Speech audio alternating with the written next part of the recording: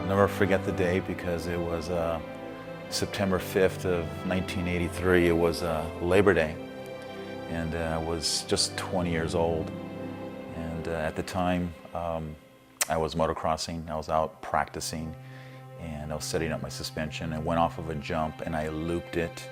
Looping is, in a sense, is when the bike starts to come back on you as I'm sailing through the air. Pushed the bike away from me. I landed on the ground very hard, and from the compression, it popped or shattered my 12th thoracic vertebrae. Bone chips went into my spinal cord, and that, of course, instantly paralyzed me. You know, I've been in this chair for a long time, and in many ways it seems like second nature. But then, believe it or not, there's times where in the middle of the night, I'd be wide awake and I'll look over at my chair and it'll seem like it just happened. So my desire to be back on my feet is so great that it almost seems strange to me to be in a chair. So maybe it has a lot to do with the fact that as a child growing up, I was involved in athletics for so long that that's just the way my mind is sort of wired. And so I'm not really comfortable being in a chair, but this is a situation that I'm in, and obviously I'm trying to make the best of it.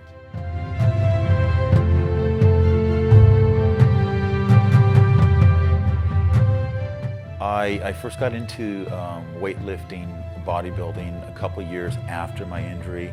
A friend of mine introduced me to the gym, took him up on the offer, instantly fell in love with it because I realized the great benefits from it. It was, in a sense, therapy for myself. About 5 or 6 years into it, made significant changes to my physique, and my friends from the gym encouraged me to do a show, and I kind of took them up on the offer eventually and went up prepared for it, got up on stage, did my thing, and recognized the adulation you got from the audience, and just fell in love with being acknowledged for all your hard work, and that was kind of the beginning of my bodybuilding career. What really made me decide to compete was I realized that I was spending so much time in the gym, putting all this hard work and effort into it. I needed to, I guess, be recognized for all that, be acknowledged for all that. And so when my friends encouraged me to do a show, of course, eventually I took them up on it. And all it took was being one time on stage to sort of recognize or sense how wonderful this whole experience could be. And of course, after doing my first show, I was approached by other people in the industry, and they encouraged me to go on further, and it just took off from there. And so it was easy to be inspired and motivated to continue because I was being told that I had a lot of potential. And of course, I wanted to, you know, see for myself how far I could go with this, you know, what was my potential.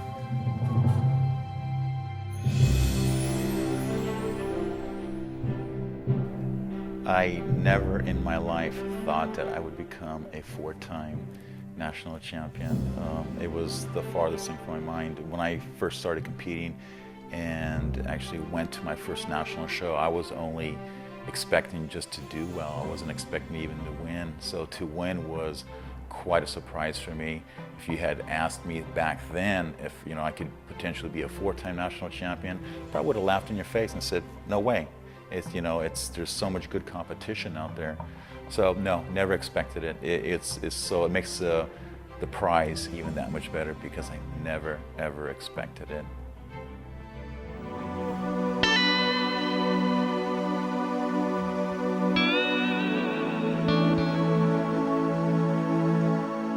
I teach physical education, and the whole idea behind teaching, you know, conveying information and knowledge to students is such a great idea, and it's so awesome when you have students that are receptive to what you want to impart to them. And those are the days that you just feel so great about, you know, what you're doing. And you get really close with certain students because you know that they're just like sponges and they just want to soak up this information. And you can laugh with them and you can kid with them, and at the same time they're learning.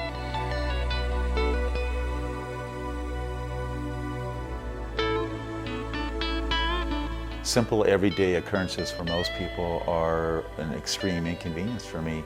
I'll give you an example. Stopping to get fuel for my car. I wish I could just stop the car, open up my door, leap out, pay, fill up the tank and take off. But for me, it's a matter of, sitting up one of my seats so I can get my chair out, setting it outside, putting it together, getting in it, getting set up, pay the cashier, pumping the gas, dealing with maybe a cement floor that's uneven. Of course, when you're done pumping the gas and you gotta get back in the car, you gotta disassemble the chair, and you go through the whole process again. Shopping for food, pushing a basket around in the market. So you got the basket in one hand, driving the basket, and the other hand is pushing, and then of course you got to alternate hands because otherwise you end up going in circles. Obviously, I can't exist without these things, and I have to go through them, and so it's a thing I just got to deal with and just bear with it.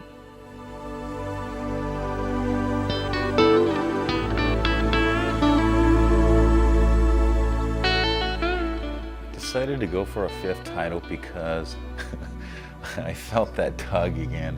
The last time I was on stage competing was in 2004, and I tell you, competing is like an addiction. And when you do it, because it's so much work preparing for a competition, more so than just going to the gym and training. I mean, it's a part of dieting. It's about doing all the right things, and it's a long process. And so after you get done with the show, competition, you say, okay, I'm done for a while. But then after some time, you feel that that pull again, and it's calling you. It's saying, I want you again. I want you to be on stage competing again. And it's getting back to the fact that I've always been a high achiever, and I always want to challenge myself, and I always want to tell myself that I'm good enough, that I'm still capable of achieving great things for myself. So I decided to go after my 5th national title just because I was starting to feel all these right things again. The synergy was just right, and it was calling me back. And so I thought, do it now. Do it now before you get too old, before you can't do it. So I'm going for it, and my aim is to win it for a 5th time.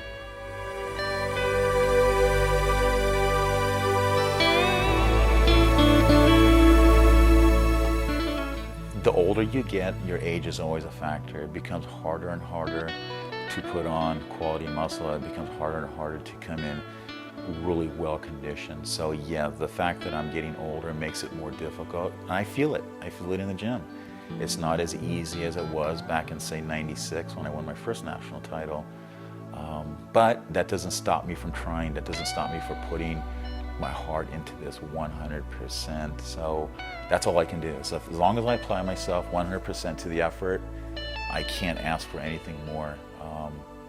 But my age certainly plays a factor in this, and that's why most bodybuilders who are really great in their game tend to be a little younger.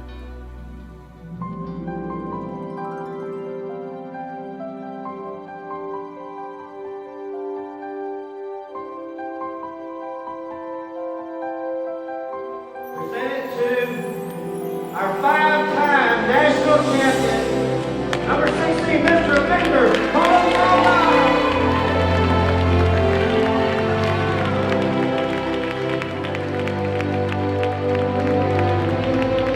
If what I'm doing can inspire others to go out there and to do something positive and great about their own lives, to get them off the couch and to really take charge about their health and fitness, then I know that I've done something really good for them, but I'm also doing something, in a sense, good for me too, because I know that this is not just in vain, that I'm actually experiencing the fruits of my own labor, not only physically, but I'm also touching other people's lives almost in an indirect way.